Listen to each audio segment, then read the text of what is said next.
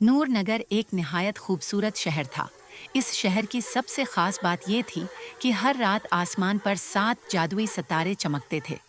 जब ये सातों सितारे रोशन होते तो पूरा शहर देखो, जगमगा सातों उठता। सितारे कितने खूबसूरत लग रहे हैं। ऐसा लगता है आसमान मुस्कुरा रहा है।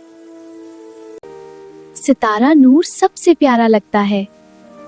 मगर अगली ही रात एक अजीब बात हुई। आसमान वैसा नहीं था जैसा हमेशा होता था। अरे, एक सितारा कहाँ गया? शहर की रोशनी क्यों कम हो गई है? सब लोग शहर के बीचों बीच जमा हो गए और बोले, ऐसा पहले कभी नहीं हुआ। हमें फौरन किसी मददगार की जरूरत है। फूल भी उदास हो गए हैं। सितारा नूर के बिना सब उदास लग रहा है।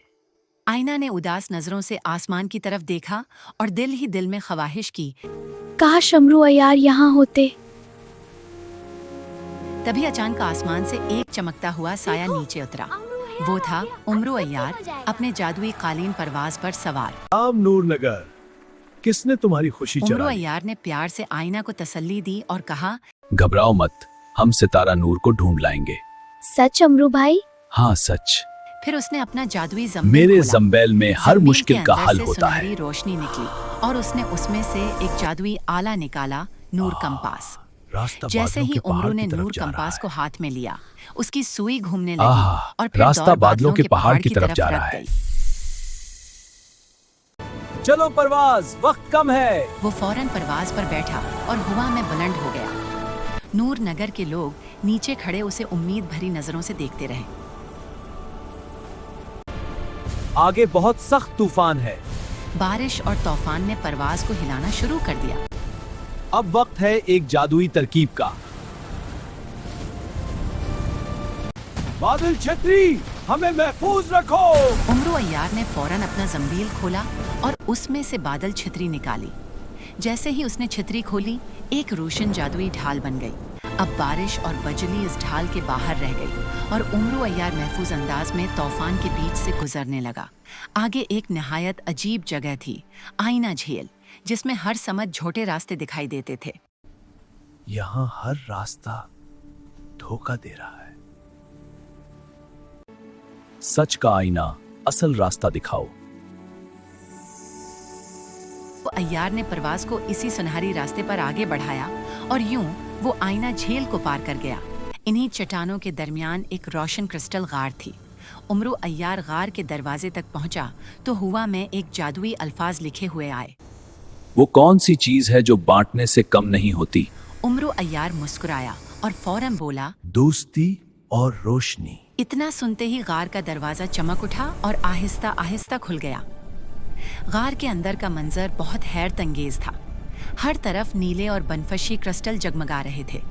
गार के बीच में एक नन्हा सा ड्रैगन बैठा था। उसका नाम गुलगुल था। वो डरावना बिल्कुल नहीं था। उसके पास एक क्रिस्टल फानुस रखा था और इसी फानुस के अंदर सितारा नूर कैद था। जैसे ही गुलगुल ने उमरू अय्यार को देखा, वो घबरा गया और बोला कि दूर रहो, मैं बुरा ड्रैगन नहीं हूँ।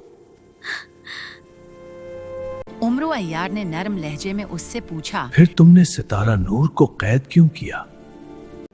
मैं अकेला था, मुझे अंधेरे से डर लगता है।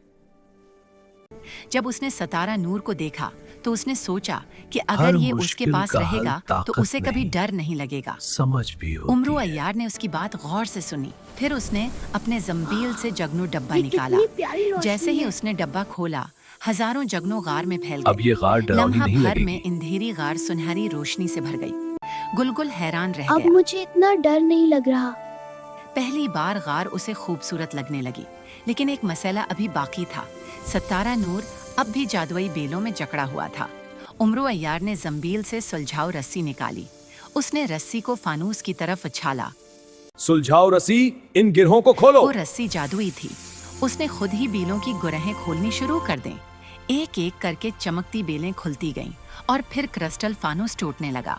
अगले ही लम्हे सुनहरी रोशनी का एक खूबसूरत धमाका हुआ और सितारा नूर आजाद हो गया।